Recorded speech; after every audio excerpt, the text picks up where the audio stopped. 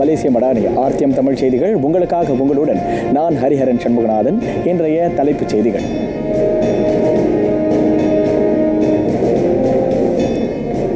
அல்லாஹ் எழுத்துருவை ஒத்திருக்கும் காலணி விவகாரம்.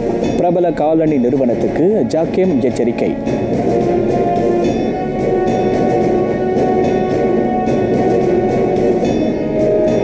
ஒற்றுமையை சீர்குலைக்கும் பதிவுகளை தவிர்ப்பேன், தேசிய ஒருமைப்பாட்டு அமைச்சர் அறிவுறுத்தல்.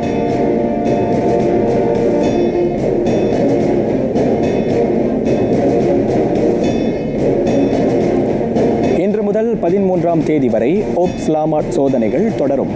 மக்களின் பாதுகாப்புக்கு முன்னுரிமை.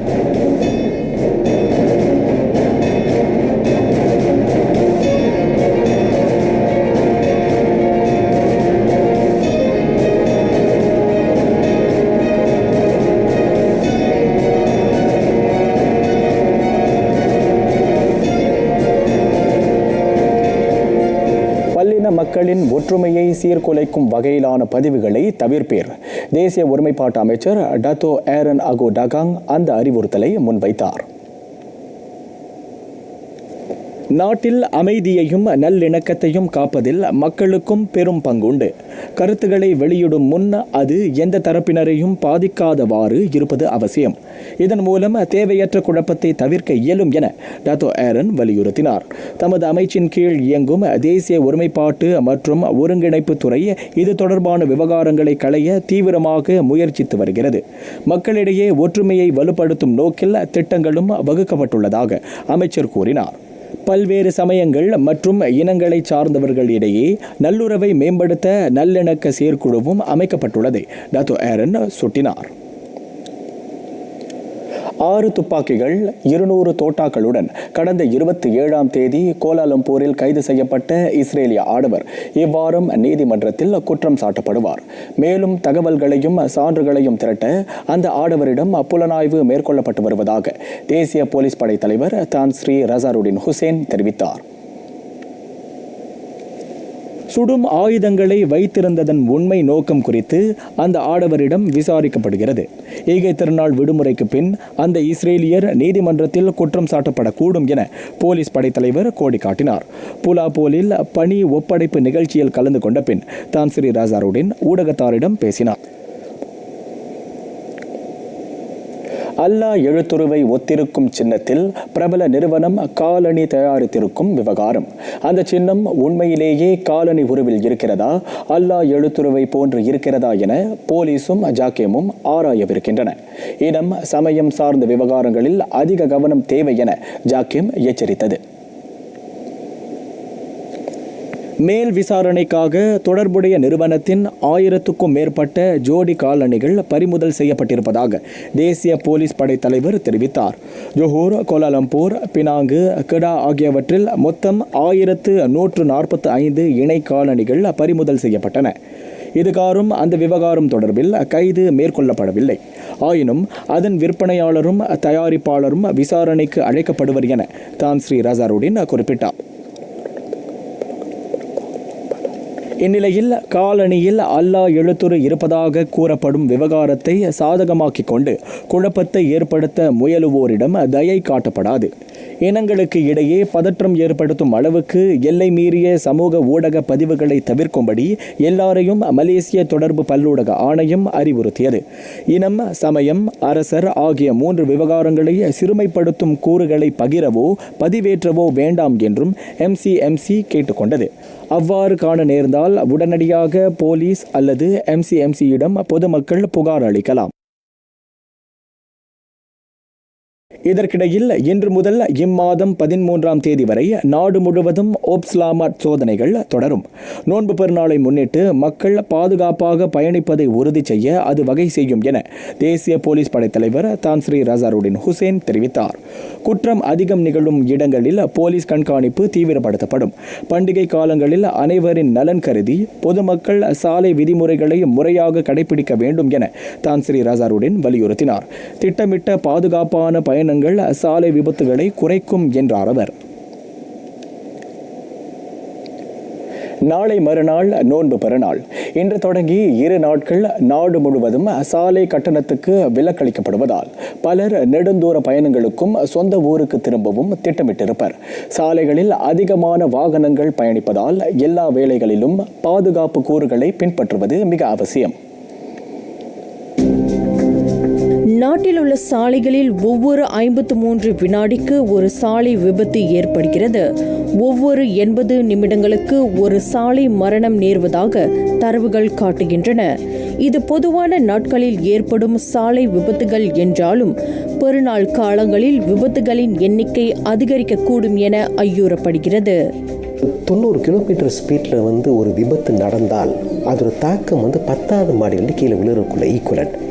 இதே இது ஒரு 70 கிலோமீட்டர் ஸ்பீடில் நடந்தால் அதோட தாக்கம் 6வது மாடியிலிருந்து கீழே விழுறக்கூடாது ஈக்குவலண்ட், அதோட இம்பேக்ட் ஸோ அதனால தான் எப்பவுமே வேகத்தை குறைச்சிக்கிட்டால் நல்லது. ஒரு எக்ஸாம்பிள், இப்போ நம்ம ஒரு 50 கிலோமீட்டர் ஸ்பீடில் வேகத்தில் போகும்போது முன்னுக்கு ஒரு எமர்ஜென்சி நடக்கும்போது நம்மளுக்கு தேவைப்படுற அந்த ரியாக்ஷன் டைமும் அந்த பிரேக்கிங் டைமும் சேர்த்தோம்னா நம்மளுக்கு 27 மீட்டர் தேவைப்படுது வண்டி நிப்பாட்டுறது.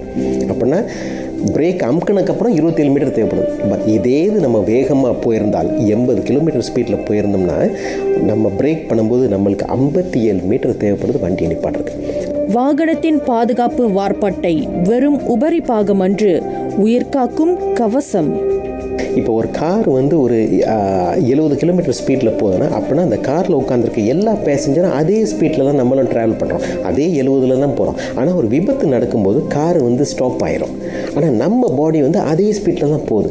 ஸோ நம்ம பாடி மூவ்மெண்ட்டை குறைக்கிறக்கோ இல்லை ரெஸ்ட்ரிக்ட் பண்ணுறக்கோ அங்கே தான் நம்மளுக்கு இந்த சீட் பெல்ட்னு ஒரு பொருள், இல்லாட்டி சைல்ட் சீட். குழந்தைகளோட ஹைட்டு 135 சென்டிமீட்டர் கீழே இருந்தாலோ இல்லை எடை 36 கிலோகிராம் எடைக்கு கீழே இருந்தாலும் அப்போ உங்கள் குழந்தைகளுக்கு சைல்ட் சீட் தேவைப்படுது. சீட் பெல்ட் பொருத்தமாக இருக்காது. அது ஒரு அது ஒரு ஸ்டாண்டர்டான சைல்ட் சீட்டாக இல்லையான்னு நம்மளுக்கு தெரியறதுக்கு அதுக்கு ஒரு சர்டிஃபிகேஷன் லேபிள் இருக்கும். UNR 44 இல்லாட்டி UNR 129 இந்த சர்டிஃபிகேஷன் லேபிள் இருந்தால் அப்போ அந்த சைல்ட் சீட் ஒரு சர்டிஃபைட் சைல்ட் சீட். தற்போது வாட்டும் வெப்பமும் நெடுந்தூர பயணத்துக்கு அச்சுறுத்தலாக உருவெடுத்துள்ளது. வெதர் ஹீட் அதிகமாக இருக்கும், அப்போ நம்ம பாடி டயர்ட் ஆகிரும். ஸோ பாடி டயர்ட் ஆகிடுச்சுன்னா அப்போ தூக்கம் வர்றதுக்கு வாய்ப்புகள் அதிகம். அதனால தான் இந்தமாரி ஒரு காலகட்டத்தில் இந்த ஸ்லிப்பினஸும் ஃபெத்திக்கும் வர்றதுக்கு வாய்ப்புகள் அதிகம். இந்த ஃபோன்லேயே சில ஆப்ஸ் இருக்கும், ஃபெத்திக்கில் சிப்டஸ் நீங்கள் போட்டு அது ஃப்ரீயான ஒரு ஆப்ஸ் தான். அந்த ஆப்ஸ் நீங்கள் டவுன்லோட் பண்ணிவிட்டு அந்த டிரைவர் முன்னுக்குள்ளே நீங்கள் வச்சுருந்தீங்கன்னா அந்த ஐபால் மூவ்மெண்ட் வச்சு அந்த ஃபோன் உங்களுக்கு சொல்லிடும் உங்களுக்கு ஃபெத்திக் வந்துருச்சா இல்லை ஸ்லிப்னஸ் வந்துருச்சா. அப்போ சைலண்ட் வரும், ஒரு அலார்ம் சத்தம் வரும். ஸோ இது இன்னொரு இண்டிகேட்டர். எங்கள் டெம்பரேச்சர் இப்போ 34 டிகிரி செல்சியஸ் இருக்குச்சு. அப்போனா வாகனத்துக்கு வெளியிலையும் 34, வாகனத்துக்கு உள்ளுக்கும் 34. இந்த 34 டிகிரி செல்சியஸ் ஒரு 20 நிமிஷத்துலேயே 52 டிகிரிக்கு மாறுறதுக்கு வாய்ப்புகள் உண்டு. அதனால தான் ரொம்ப சீக்கிரமாக மாறிடும், பிகாஸ் இந்த ஹீட் அதிகமாக இருக்கனால. ஸோ ஆனால் நம்ம பாடி ஒரு சின்ன குழந்தைகளோட பாடி ஆரம்பிக்கும்போது 34 இருக்கும்போது அந்த 40 டிகிரி வரும்போதே ஒவ்வொரு ஆர்கனும் ஃபெயில் ஆக ஆரம்பிச்சிடும், டேமேஜ் ஆக ஆரம்பிச்சிடும். அதனால தான் முடிஞ்ச வரைக்கும் குழந்தைகள் எப்பவுமே நம்ம தனியாக காரில் விட்டுட்டு போயிடக்கூடாது. ஒவ்வொரு பயணத்தின் இலக்கிலும் நமது அன்புக்குரியவர்கள் காத்திருக்கிறார்கள். நமது வருகைக்காக காத்திருக்கும் அன்பானவர்களை நினைவில் கொண்டு பாதுகாப்பான பயணத்தை மேற்கொள்வோம். பகுத்துண்டு பல்லுயிர் ஓம்புதல் தானங்களில் சிறந்தது அன்னதானம் என்றே போற்றப்படுகிறது. அத்தகைய சீரிய அரும்பணியில் ஈடுபட்டிருக்கின்றனர் சமையல் கலை மாணவர்களும் கல்லூரி நிர்வாகமும். பசித்தோருக்கு உணவிடுவது மிகச்சிறந்த சேவையாக விளங்குகிறது. அத்தகைய தொண்டூழியத்தில் ஈடுபடுகிறது சாய் இன்டர்நேஷனல் டிவேட் கல்லூரி. ஆரம்பத்தில் கேட்கும்போது இல்லை சார் சாப்பிட்டேன் அப்படி இப்படின்னுவாங்க. ஆனால் கொஞ்சம் அவங்கள நோட் பண்ணி கேள்வி கேட்டால் அவங்க சொல்லுவாங்க இல்லை அவங்க ஃபைனான்ஷியலாக கொஞ்சம் கஷ்டப்படுறாங்க, அதனால் காசு பத்தலைன்னு சொல்லுவாங்க. ஸோ அந்த ஐடியா அங்கேருந்து எடுத்து தான் ஒரு ஃபுட் பேங்க் இந்த அளவுக்கு வந்திருக்கு. ஸ்டார்டிங் நம்ம ஃபைனான்ஷியல் எய்ட் முதல் கொடுத்தோம். அன்றைக்கி யார் யாருக்கு சாப்பாடு காசு இல்லையோ அவங்களுக்கு ஒரு 5 வழி 10 வழி கொடுத்துட்டு அப்போயே போய் சாப்பாடு வாங்கி சாப்பிட சொல்லுவோம். அப்புறம் பார்த்தோம் அந்த க்ரௌட் கொஞ்சம் பெரிய குரூப்பாக தான் இருக்குது. ஸோ நம்ம ஒரு கிச்சன் இருக்கிறனால சொந்தமாக ஷெஃப் வாத்தியாரை சமைச்சு அவங்களே போட ஆரம்பிச்சிட்டாங்க. திறன் கல்வி, தொழில் பயிற்சி, தீவைத் துறையில் சமயக்கலையை கற்றுத்தரும் மையமாக சாய் இன்டர்நேஷனல் கல்லூரி விளங்குகிறது. பசி என்பது அனைவருக்கும் பொதுவானது. அது இன, சமய, மொழி பேதம் பார்ப்பதில்லை. அதன் பொருட்டு இந்த நோன்பு மாதத்தில் நாள்தோறும் சுற்றுப்பகுதி மக்கள் 100க்கும் மேற்பட்டோருக்கு உணவு வழங்கும் சேவையில் இந்த கல்லூரி ஈடுபடுகிறது. ஹாஸ்டலில் வந்து டின்னரும் பிரேக்ஃபாஸ்ட்டும் இருக்குது மறுநாளுக்கு. ஸோ அது மைண்டில் வச்சு தான் நம்ம ஃபுட் பேங்கே ஆரம்பித்தோம். ரா மெட்டீரியல்ஸ் வாங்கி அரிசி, முட்டை, எண்ணெய், சீனி இந்த மாதிரி ரா மெட்டீரியல்ஸ் வாங்கி நம்ம ஹாஸ்டலில் கொடுத்தோம். எப்போவுமே இல்லாதவங்களுக்கு வந்து உதவி செய்யணும்னு சொல்லி இந்த ஃபுட் பேங்க் ஐடியா வந்து ஸ்டூடெண்ட்ஸும் கலந்து லெக்சரர்ஸ் கூட நம்ம கூட செய்வாங்க. குட், ஏன்னா நம்ம வந்து அந்த ஒரு விஷயத்தை செஞ்சு சப்ளை பண்ணுறது, அண்ட் தென் வந்து அவங்க சாப்பிடும்போது அவங்க முகத்தில் இருக்கிற சிரிப்பு, ஸோ அந்த ஹாப்பினஸ், ஸோ அதெல்லாம் ஸோ குட். எங்களோட மெனு வந்து நாசி கோரிங் ஐயம் குக் பண்ணிவிட்டு அதை வந்துட்டு ப்ரொவைட் பண்ணுறேன். ஏன்னா இந்த மாதிரி நான் சாப்பாடு சமைச்சு கொடுக்குறப்போ சில பேர் வந்துட்டு சம்டைம்ஸ் சாப்பாடு இல்லாமல் இருப்பாங்க. ஸோ அவங்களால நம்ம கொடுக்குற சாப்பாடு அவங்க வயிறு நிறையும். Kualiti itu kita memang jagalah untuk kita serve makanan yang berkualiti and sedap untuk mereka makan lah. Untuk bulan puasa ni kita ada buat untuk setiap hari Khamis, untuk kita akan buat satu menu lah. Contoh hari Khamis tu kita buat bubur jagung, bubur kulit hitam, and then adalah bubur-bubur, and then kita sedekahkan dekat orang-orang sekeliling sini, dekat para pelajar pun ada. Siapa yang nak ambil boleh ambil lah. Kita sediakan setiap hari Khamis pada bulan Ramadan. சமையல் ஒரு தனிக்கலை. அதில் கலக்கப்படும் பொருள்களுடன் மிக முக்கியமானது அன்பும் சேவையும். அந்த நோக்கத்தில் வலுவாது ஈடுபட்டிருக்கும் சாய் இன்டர்நேஷனல் கல்லூரி மற்றவர்களுக்கும் தூண்டுகோலாக விளங்குகிறது. உள்ளூர் கலைத்துறை அனைத்துலக அரங்கில் மிளிர நேரம் கணிந்து வருகிறது. கலைத்துறையில் அதிகமான இந்திய இளைஞர்கள் கால் பதிப்பதை ஊக்குவிக்க மித்ரா ஆதரவில் பாஸ் பிக்சர்ஸ் நிறுவனம் திரைப்பட தயாரிப்பு பயிற்சி பட்டறையை நடத்தியது. படைப்பாற்றல் துறையில் ஆர்வம் கொண்டிருந்த 20 இந்திய இளைஞர்கள் அந்த பட்டறையில் கலந்து கொண்டிருந்தனர். அதற்கு ஃபீனாஸ் மலேசிய தேசிய திரைப்பட மேம்பாட்டுக் கழகமும் ஆதரவு கரம் நீட்டியிருந்தது. பட்டறையின் பங்கேற்பாளர்களுக்கு நற்சான்றிதழ் வழங்கும் நிகழ்வை மித்ரா சிறப்பு பணிப்படை தலைவர் பி பிரபாகரன் அதிகாரப்பூர்வமாக தொடக்கி வைத்தார். இந்த 20 பேர் இவங்க 12 நாள் ட்ரெயின் பண்ணதில் வந்து it's not like a skills program. அந்த ட்ரெயின் பண்ணி இவங்களே அவங்களுக்கு வாய்ப்பு தேடி கொடுக்கறதாகவும் வாய்ப்பு தேடி கொடுத்துக்கிட்டு இருக்காங்க. ஃபீனாஸ் மூலியமாகவும் சரி, மித்ரா மூலியமாகவும் சரி. ஸோ ரொம்ப சந்தோஷமாக இருக்குது. இந்த மாதிரி ஒரு இண்டஸ்ட்ரிக்கு மித்ரா மேலும் மேலும் கண்டிப்பாக சப்போர்ட் வழங்கணும்னு நான் கேட்டுக்கிறேன். திரைப்பட தயாரிப்புக்கான பட்டறையில் பங்கு பெற எல்லா மாநிலங்களிலிருந்தும் விண்ணப்பங்கள் பெறப்பட்டன. யாரை சூஸ் பண்ணோம், அவங்களுக்கு என்ன கேட்டகரி, அவங்க என்ன கிரைட்டீரியாவில் இருக்கணும், அவங்களுக்கு என்ன தகுதி இருக்கணும், யார் வந்து இதை படிக்கணும், அந்த மாதிரி விஷயத்தில் வந்து ரொம்ப முழுமையாக இருந்தாங்க. ஸோ எங்களுக்கு ரொம்ப சப்போர்ட் பண்ணாங்க. தென் நம்ம என்ன செஞ்சோம்னாக்கா ஒரு 30 பேர் கூப்பிட்டு இன்டர்வியூ பண்ணோம். அதில் வந்து ஒரு 10 பேர் ஷார்ட் லிஸ்ட் பண்ணோம். இன்டர்வியூ பண்ணும்போது எங்களுக்கு நிறைய விஷயம் தெரிய வந்துச்சு. அதை வந்து வீடியோ பதிவு பண்ணி நம்ம மித்ராவுக்கு அனுப்பியிருந்தோம். ஸோ இந்த மாதிரிலாம் பேசுகிறாங்க, ஸோ இவங்களோட மனநிலை எப்படி இருந்துச்சு அப்படின்னு. தென் அவங்களோட சப்போர்ட்டில் இவங்க யாரை சூஸ் பண்ணி நம்ம. ஸோ என்னை பொறுத்த வரைக்கும் இந்த 20 பேரும் ரொம்ப ரொம்ப கரெக்டாக இருந்தாங்க நம்மளோட ட்ரைனிங்க்கு. 12 நாட்கள் நடைபெற்ற திரைப்பட தயாரிப்பு பயிற்சி பட்டறையில் மாணவர்கள் நடைமுறை பயிற்சிகளிலும் ஈடுபட்டனர். இது வந்து எப்படின்னாக்கா ஒரு அரிய வாய்ப்புன்னு சொல்லலாம். எல்லாருக்குமே இந்த வாய்ப்பு கிடைக்காது. ஸோ கிடைச்ச வாசி வந்து நாங்கள் இதை நல்லா பயன்படுத்திக்கிட்டோம். நிறைய விஷயத்தை கற்றுக் கொடுத்தாங்க. எடிட்டிங்காக இருக்கட்டும், கேமரா ஒர்க்காக இருக்கட்டும், அப்புறம் வந்து டைரக்ஷனாக இருக்கட்டும், ஒரு ஸ்டோரி எப்படி க்ரியேட் பண்ணுறது. ஸோ இந்த மாதிரி நுணுக்கங்கள்லாம் வந்து ரொம்ப கற்றுக்கிட்டு இருந்தோம். இதெல்லாம் தெரியாமல் நம்ம வந்து ஒரு தொழில் இறங்க முடியாது இல்லையா. ஸோ இதை முறையாக கற்றுக்கிட்டு அதில் இறங்கின பிறகு தான் நம்ம ஒரு வெற்றியை காண முடியும். இந்த கிளாஸ்க்கு வந்து பேசிக் எடிட்டிங்ஸ்லேருந்து உண்மையாக ஒரு படம் எடுக்கணும்னா என்ன தேவை, கேமரா எப்படி எடிட் பண்ணுறது, எடிட்டிங்லேருந்து கேமரா ரோல் எப்படி செய்கிறது, எந்தெந்த லென்ஸ் யூஸ் பண்ணுறது, நிறையா தியோரி மூலமாக விட அவங்க வந்து பேசிக்ஸாக நிறைய விஷயம் வந்து சொல்லி கொடுத்துட்டாங்க. நான் ஒரு ஷார்ட் ஃபிலிம் வச்சுருக்கேன் எடுக்கலான்னு. ஸோ இது மூலமாக எனக்கு முதலாவது ஷார்ட் ஃபிலிம் எப்படி எடுக்கணும் அப்படின்றது எனக்கு தெரியாது. ஸோ இது மூலமாக அவங்க சொல்லி கொடுத்த விஷயங்கள்லாம் வச்சு இப்போ நான் என்னோடய கதையை வெளியாக்குறதுக்கு ஒரு பெரிய அரிய வாய்ப்பு இருக்குது. இதை வச்சு கூடி சீக்கிரமாக என்னோடய ஷார்ட் ஃபிலிம் வெளியாகும். கொஞ்சம் ஜீரோ நாலேஜில் தான் வந்தேன். கொஞ்சம் ஒரு மேலோட்டமாக தான் தெரியும். ஆனால் கற்றுக்கிட்டது நிறையா இருக்குது. ஸோ பாஸ் பிக்சர்ஸில் போய் நிறையா கற்றுக்கிட்டோம். ஒரு பேசிக்லேருந்து ஒரு ப்ரோ லெவலுக்கு எந்த அளவுக்கு யோசித்து அவங்க சொல்லி கொடுத்தாங்க. எல்லாமே அப் டு டேட். ஒரு படம் எடுக்கிறது, script writing, screen play, editing chroma key பற்றி நிறையா சொல்லி கொடுத்தாங்க. நிறைய விஷயம் கற்றுக்கிட்டோம். எப்படின்னா ஃபிலிம் இண்டஸ்ட்ரி மட்டும் இல்லாமல் ஒரு டீம் ஒர்க் எப்படி ஒர்க் பண்ணுறது. சின்ன ஒரு டீமாக ஒர்க் பண்ணுறது தான் வந்து ஒரு மூவியோட ஒரு சின்ன ஒரு ஷார்ட் ஃபிலிம் வந்தால் கூட டீம் ஒர்க் இருக்கணும்.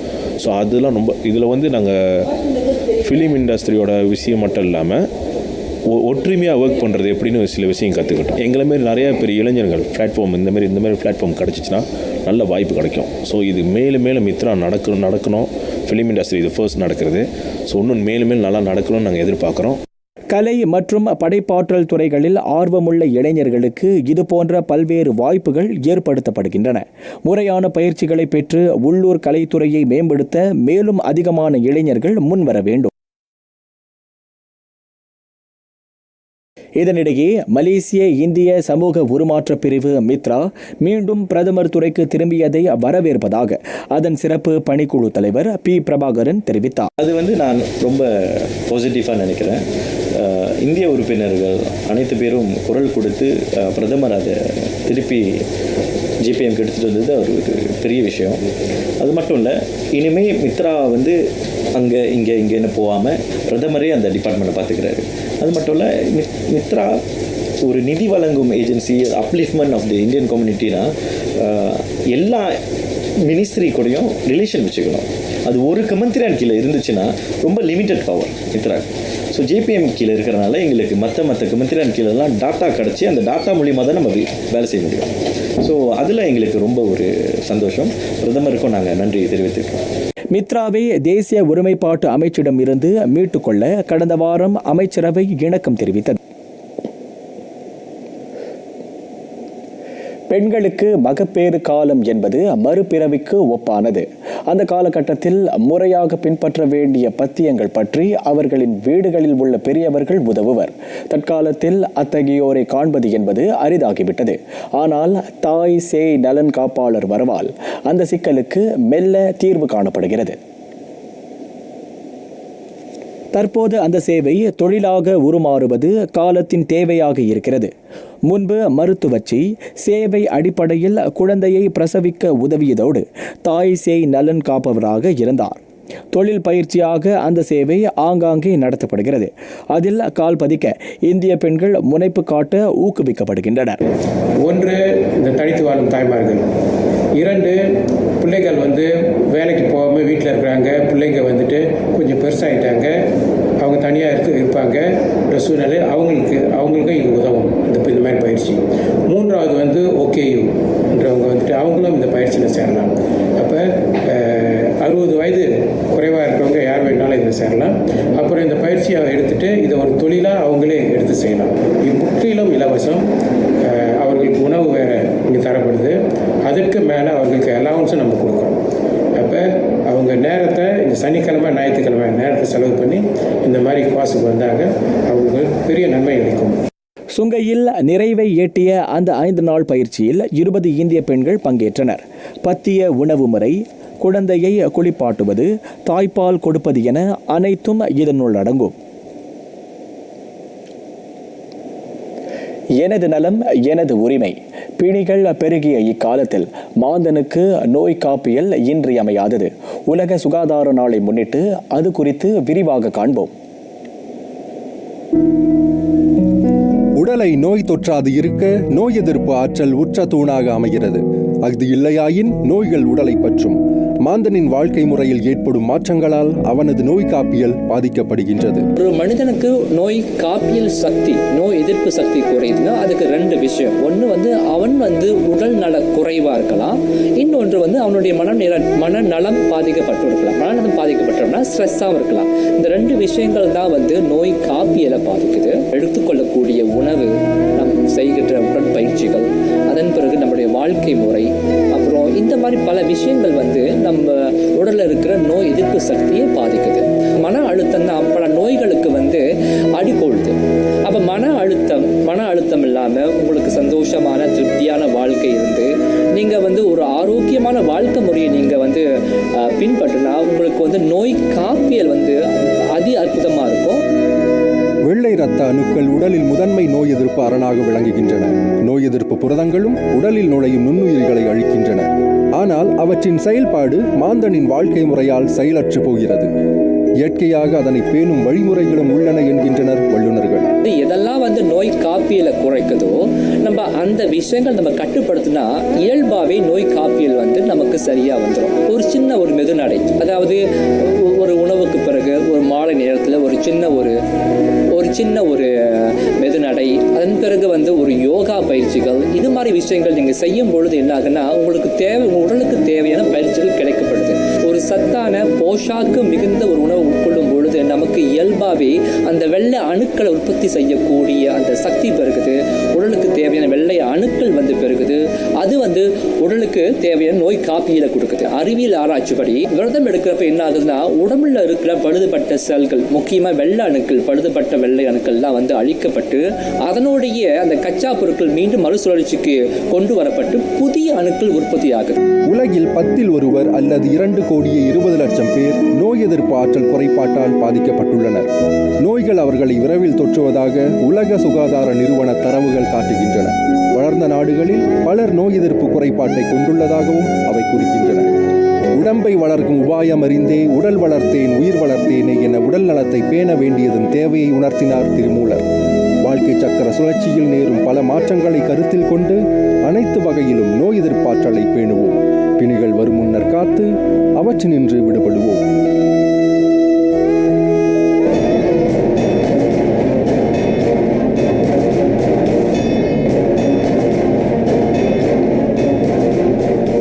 நீடித்து வரும் பாலஸ்தீன இஸ்ரேல் போரில் இதுவரை உயிர் நீத்தவர்களின் எண்ணிக்கை 33,000 கடந்தது.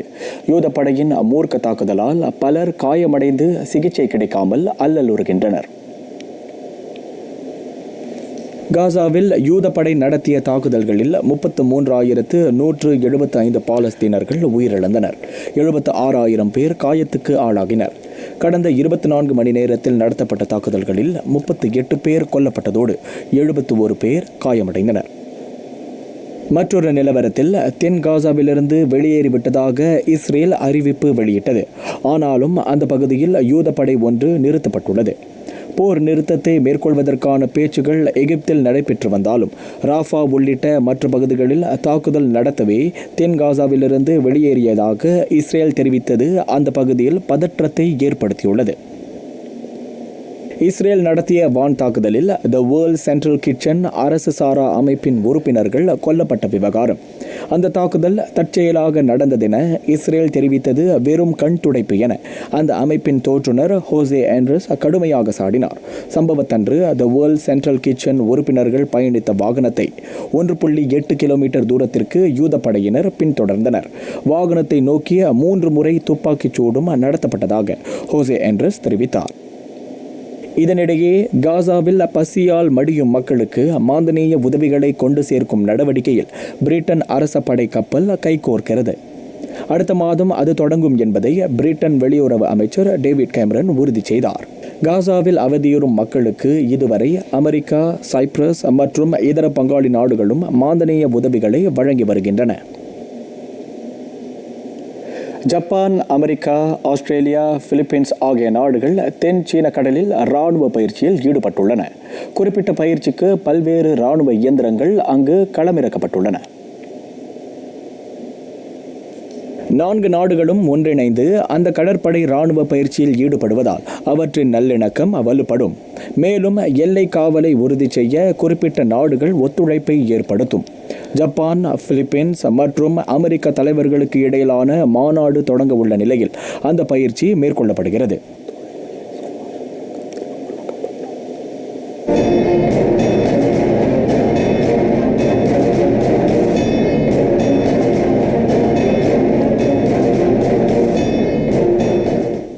ஸ்குவாஷ் உலகில் தனக்கான முத்திரையை பதித்துள்ளார் எங் ஏன் யோ. அந்த தேசிய ஒற்றையர் வீரர் ஜெர்மனிய பொது போட்டியில் வாகை சூடினார். அதனையடுத்து தொழில்மய ஸ்குவாஷ் சங்கத்தின் உலக பட்டம் முதல் தடவையாக அவரின் வசமானது. இறுதி ஆட்டத்தில் சுவிட்சர்லாந்தைச் சேர்ந்த டிமிட்ரியஸ் ஸ்டென்மனுடன் மோதினார். அதில் தேசிய வீரர் 12-10, 11-8, 10-12, 11-3 என வென்றார். அவ்வாட்டம் சுமார் 66 நிமிடங்களுக்கு தொடர்ந்தது. உலக தரவரிசையில் தற்போது 22ஆம் நிலையில் உள்ளார் என்பது குறிப்பிடத்தக்கது.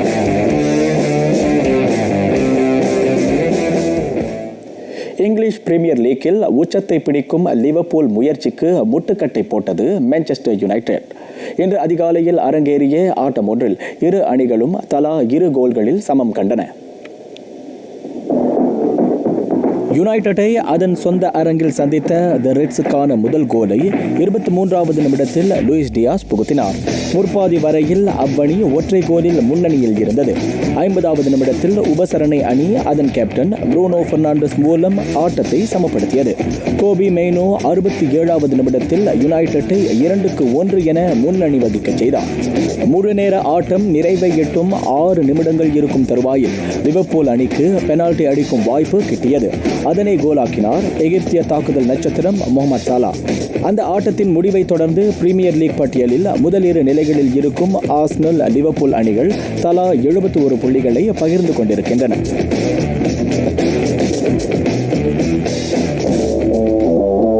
அதன் மற்றொரு ஆட்டத்தில் டாட்டனம் 3-1 என நாட்டிங்ஹாம் ஃபாரஸ்டை வீழ்த்தியது. 15வது நிமிடத்தில் எதிரணி தற்காப்பு வீரர் முரிலோ செய்த தவற்றினால் டாட்டனம் முதலாவது கோலை பெற்றது. எஞ்சிய 2 கோல்களை மிக்கி வேண்டபன் மற்றும் பெட்ரோ போரோ இருவரும் புகுத்தினர். அந்த வெற்றியை தொடர்ந்து டாட்டனம் 60 புள்ளிகளுடன் லீக் பட்டியலில் 4ஆம் நிலைக்கு முன்னேறியிருக்கிறது.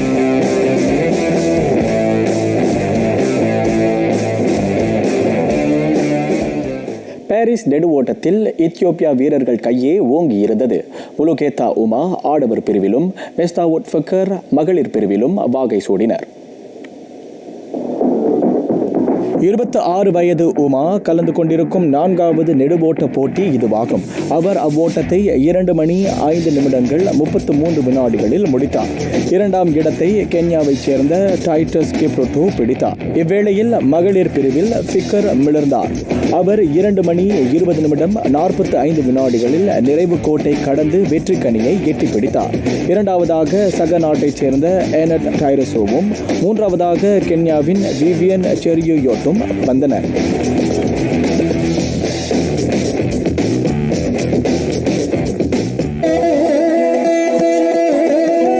புதிய ஆத்திசூடி நொந்தது சாகும். வாழ்க்கையில் பல துயரங்களுக்கு ஆளாகி மன வருத்தத்துடன் இருப்பவர்கள் சில நேரங்களில் நொந்து போகக்கூடும். எவ்வளவு துயரங்கள் நேர்ந்தாலும் சோர்வடையாமல் தொடர்ந்து போராட வேண்டும் என அறிவுறுத்துகிறார் அமரகவி பாரதி.